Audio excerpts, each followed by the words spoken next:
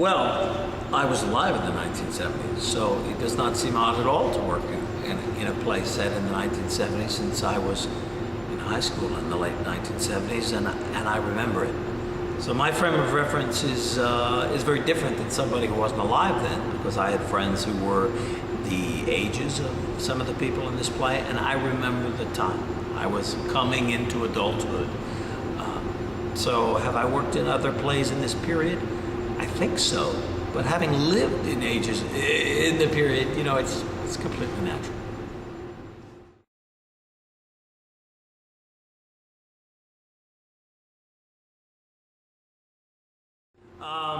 Yeah, it is significant with his passing. I think he's a significant and in some ways an underrated writer. It's a surprising thing to say about him.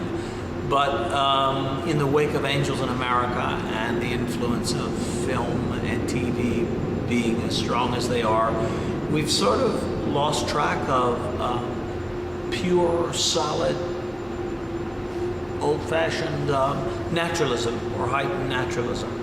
Lanford Wilson is the direct descendant of Tennessee Williams and, in a sense, Eugene O'Neill. He's the guy who sort of carried that forward into the generation of playwrights that he was the center of.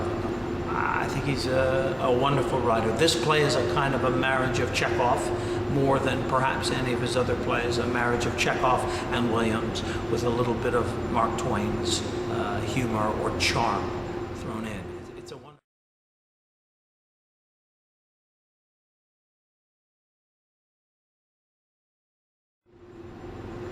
Heavens, a homosexual couple.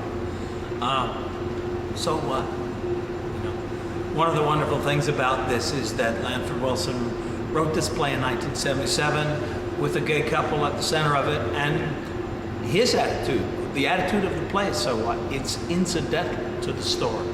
It's central to the story in that these two people and their relationship is a central relationship in an ensemble play, in a play about relationships, but the fact that they are gay is a non-issue. And proceeding as it does the AIDS epidemic and then the whole wave of plays that are sort of about AIDS or gay rights plays, it really is not championing the cause, it just is. So I haven't dealt with it at all. I mean, I cast two people who I believe as a couple, who I believe could be two men who were in a relationship together, and they have terrific chemistry, and I buy that relationship as it exists on stage. Their personal sexuality and the politics of that they're not important. It speaks for itself in the context.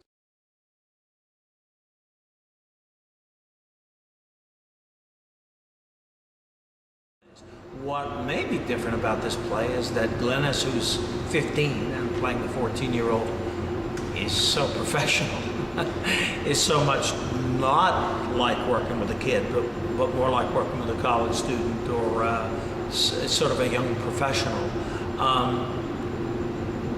And in that sense, Joanna, who's playing Aunt Sally, who's the character is 64, is, you know, just one of the company. So I don't feel the diversity of ages in the work process as much as one might think, I guess because of the individuals involved and because of my previous experience of often working with kids.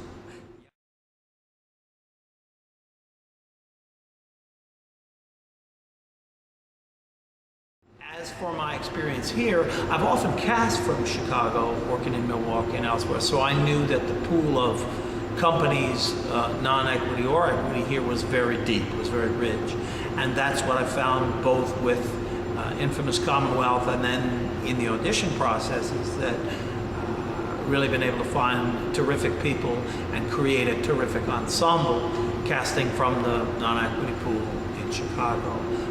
I like the company feel, the company actors, yourself included, are strong and well cast in this role. It was a good choice for the company.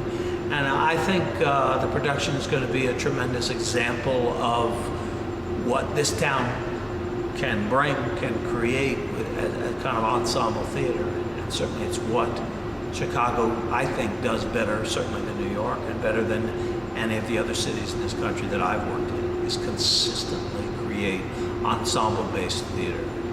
This play is truly an ensemble play. It's Lanford Wilson does Chekhov, and wonderfully, and so I think in both of those ways it's an ideal piece for Chicago and for your company. And right now, in the wake of his recent death, I think it's a really good time, really important time to sort of revisit him, revisit this piece. So I'm glad to be here. I'm glad to be doing it.